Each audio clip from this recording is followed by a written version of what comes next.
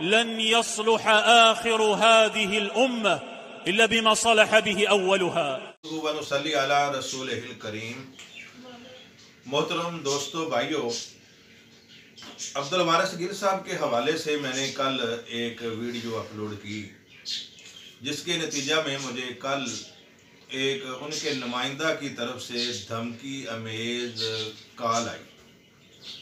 صرف دھمکی ہی نہیں دی گئی بلکہ انہوں نے غلیظ اور گندی گالیاں بھی دیں، جس سے ان کے نظریات اور ان کے کردار کی وضاحت ہو رہی تھی. حالانکہ چاہیے تو یہ تھا کہ میں نے جس شک کا اظہار کیا، میں نے کوئی فتویٰ نہیں لگایا، میں نے انہیں کوئی دین اسلام سے باہر نہیں خارج کر دیا، میں نے صرف مودودی اور ڈاکٹر اسرار کے نظریے کو فتنہ ضرور کہا، لیکن ان کی ذات پر، عبدالوارث گل صاحب کی ذات پر میں نے کوئی فتنہ، کوئی فتویٰ، کوئی کفر کچھ نہیں کہا. میں نے تو صرف اپنے مسلک کی حفاظت کی بات کی.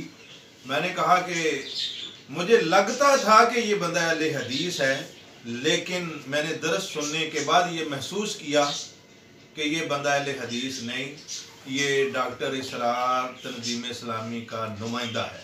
میری یہ بات تھی. اب ہونا تو یہ چاہیے تھا کہ عبدالوارث گل صاحب کے نمائندہ کی طرف سے کوئی اچھے طریقے سے فون آ جاتا، ان کے حمایتی علماء جو ہیں ان کی طرف سے کوئی فیس بک پر ایک کمنٹ آ جاتا. حالانکہ کل میں نے جب ویڈیو اپلوڈ کی تو کئی دوستوں نے وہاں پر ان کے قریبی علماء کو مدعو کیا، بلایا کہ آپ ادھر آئیں اور اپنے اظہار رائے کریں کہ کیا بھٹی صاحب کا نظریہ تجزیہ درست ہے. کوئی بھی نہیں آیا.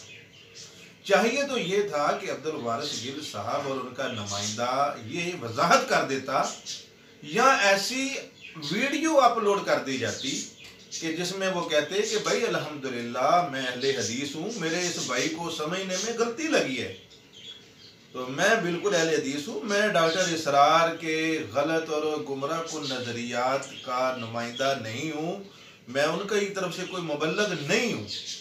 یہ چھوٹی سی ویڈیو آ جاتی، واللہ ہم دست بستہ ان سے معذرت کرتے، ہم کہتے بھائی ہم نے جو سنا، جو دیکھا وہ غلطی ہو گئی تھی، ہمیں معاف کیا جائے. کتنی سیدھی سی بات تھی. لیکن بجائے کہ وہ سمجھنے سمجھانے کے ماحول کی طرف آتے، انہوں نے یہ ایک دھمکی لگوا دی. بہرحال میں زیادہ لمبی چوڑی بات نہیں کرتا، میں پھر کل والی ویڈیو کے حوالے سے صرف 2-3 باتوں کی طرف نشاندہی کروں گا. دیکھیں، حجاج بن یوسف کا انہوں نے نام لیا اور بڑے غلط طریقے سے نام لیا. وہ میں ویڈیو کے ساتھ ان کا وہ لنک بھیجوں گا.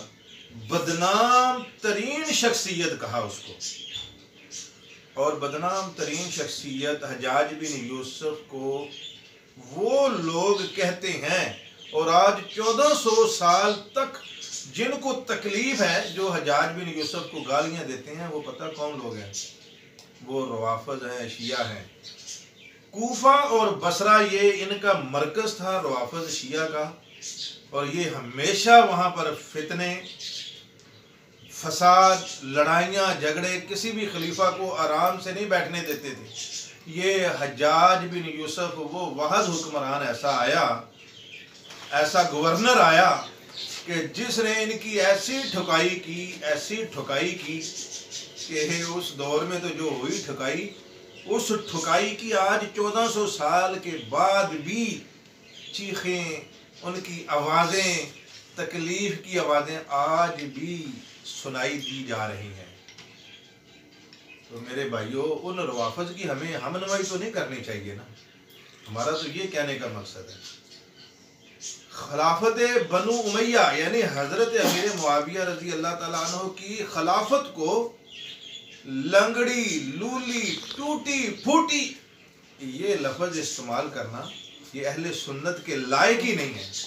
کسی اہل حدیث کے یہ لائق ہی نہیں ہے کہ حضرت امیر معاویہ کی خلافت کے حوالے سے ہماری یہ زبان جرأت کرے کہ ہم اس کو کہیں لنگڑی، لولی خلافت. اور حقیقت یہ ہے، یہ تو وہ بات ہے نا جو وہ طریقے سے بیان کر رہے ہیں سامنے. حقیقت یہ ہے کہ یہ جو ڈاکٹر اسرار کو ماننے والے لوگ ہیں، مودودی کے ماننے والے لوگ ہیں، یہ حضرت میر معاویہ کی خلافت کو سرے سے تسلیم ہی نہیں کرتے۔ لکڑی لولی تو یہ صرف ایک انہوں نے اظہار کر دیا نا نفرت کا، یہ تسلیم ہی نہیں کرتے۔ کہتے ہیں یہاں سے بادشاہت شروع ہو گئی، اور پھر وہ حدیثیں فٹ کرتے ہیں اس کے اوپر، تباہی ہو، کاٹ کھانے والی ملوکیت شروع ہو گئی، فلاں فلاں حدیثیں فٹ کرتے ہیں۔ حالانکہ جو وہ حدیثیں یہاں پر فٹ ہوتی نہیں ہیں، لیکن ان کو دل کو سکون اس وقت ملتا ہے جب وہ حدیثیں من گھڑت طریقے سے ان کے اوپر فٹ کر دیں۔ بہرحال پھر اسی طرح ڈاکٹر اسرار صاحب کے مطابق ہی ترکی، ایران کا انقلاب ایران کا اشارہ، اور ویل للعرب والا عرب یہ کریں گے، یہ ساری باتیں کس طرف جا رہی ہیں؟ پھر اگر آج ہم نے ایسے لوگوں کا راستہ نہ روکا، یہ اس کو کہتے ہیں اخوانیت کی سوچ، اگر ہم نے اس اخوانیت کی سوچ، اخوان جو مصر کے اندر حسن البنا نے 1928 میں جماعت بنائی اور پھر اس کو پروان چڑھایا سید قطب نے، سید قطب اور مودودی ہم عصر علماء ہیں دونوں، ان دونوں ہمیں ان کو علماء کہیں یا بہرحال جو اصطلاحاً تو جو معاشرے میں چل رہا ہے کہنا ہی پڑتا ہے، لیکن انہوں نے بہت بڑے فتنے پیدا کیے قطب نے اور مودودی نے۔ انہوں نے اپنے علاقے میں، اور مودودی کا یہ سمجھ لیں اردو ایڈیشن سید قطب کا، جو عربی میں اس نے کتابیں لکھی حضرت عثمان کی خلافت کے اوپر، جو سب سے بڑا اس نے تبرہ کیا، اس کی کتاب ہے العدالت الاجتماعیہ۔ اس کے اندر سید قطب نے حضرت عثمان کی شان میں اتنی بدترین گستاخیاں کی ہوئی ہیں، اسی کا ہی اردو ترجمہ خلافت و ملوکیت مودودی نے لکھ کے، بدنام زمانہ ان کو کہو نا، بدنام زمانہ حجاج بن یوسف کو تو بڑا کہتے ہو، ان کو بولو جن کے قلم سے صحابہ بھی نہیں بچے۔ تو مودودی، سید قطب، یہ اخوانیت کی جو سوچ ہے، ہم یہ کہتے ہیں، ہماری صرف یہ گزارش ہے میرے علماء، میرے دوست احباب، آج جو ہمارے اپنے ہی، میں نے جب کل ویڈیو اپلوڈ کی، اپنے ہی ہمارے خلاف ہوئے، میری ان دوستوں سے درخواست ہے کہ یہ اخوانیت کی سوچ ہمارے مسلک کے اندر جو لے کر آنا چاہتے ہیں، خدا را ان کو سمجھاؤ، ہمیں نہ سمجھاؤ۔ ہم تو ایک ادنا سے کارکن، ایک چوکیدار بننے کی چوکیدار کے بھی لائق نہیں، ہمارے تو جو علماء ہیں علماء ہی ہیں۔ اللہ تعالیٰ ان کی زندگیوں کو لمبا کرے اور ان کو صحت دے، ایمان والی زندگی دے۔ ہم تو کچھ بھی نہیں، ہم تو صرف ایک اشارہ کر سکتے ہیں کہ ہمیں یہ خطرہ محسوس ہو رہا ہے۔ علماء کا کام ہے کہ اس کے اوپر گرفت کرے۔ علماء کو چاہیے کہ اپنے سٹیجوں پر، جن کو اللہ تعالیٰ نے ملکوں کے اندر شہرت دی ہے، پاکستان کے اندر، صوبوں کے اندر ان کا نام ہے، سوشل میڈیا میں ان کا ایک نام ہے، اپنے اس مقام کو، اپنے اس شہرت کو، اپنی اس عزت کو مسلک اہل حدیث کے لیے وقف کر دے۔ یہ انشاءاللہ آپ کی بھی عزت ہوگی اس میں۔ اور ایسے لوگ جو ہمارے مسلک میں، میری علماء سے گزارش ہے کہ جو ہمارے مسلک میں سفید چادریں لے کے، سفید چادروں سے مراد رفع الیدین، سینے پہ ہاتھ باندھنا، آمین کرنا، ایسے سارے کام اہل حدیث والے ہیں۔ نظریات، فکری سوچ ان کی مودودی اور ڈاکٹر اسرار والی ہے۔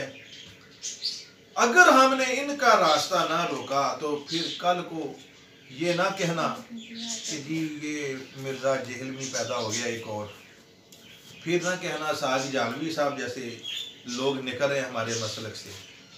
کیوں آج آپ نے نوجوانوں کو اٹھا کر دیکھیں، ان کی کیا سوچیں ہیں؟ اہل حدیثوں کے بچے ہیں اور کہہ رہے ہیں یار سعد جہلمی کے دلائل بڑے زبردست ہیں، اپنا مرزا جہلمی بڑے اچھے طریقے سے بیان کر رہے ہیں، اس کا کوئی توڑ ہی نہیں کر رہا۔ جی بھائی اہل حدیث نوجوان کیوں ورگلائے جا رہے ہیں؟ ان کا راستہ اسی طرح ہی پتہ یہ روک سکتے ہیں آپ کہ آپ ایسے وہ آدمی جو اسرار اور مودودی کی نظریات کے حامل ہیں، ان کو اپنی مساجد میں اپنے صفوں سے باہر نکالیں۔ اگر باہر نہیں نکال سکتے کم از کم تو لوگوں کو آگاہ ضرور کریں۔ اللہ سے دعا ہے اللہ رب العزت جو ہے ہمیں صحیح اپنے مسلک قرآن حدیث والا جو مسلک ہے اس کے اوپر پابند ہونے کی توفیق عطا فرمائے۔ وآخر دعوانا ان الحمد للہ رب العالمین۔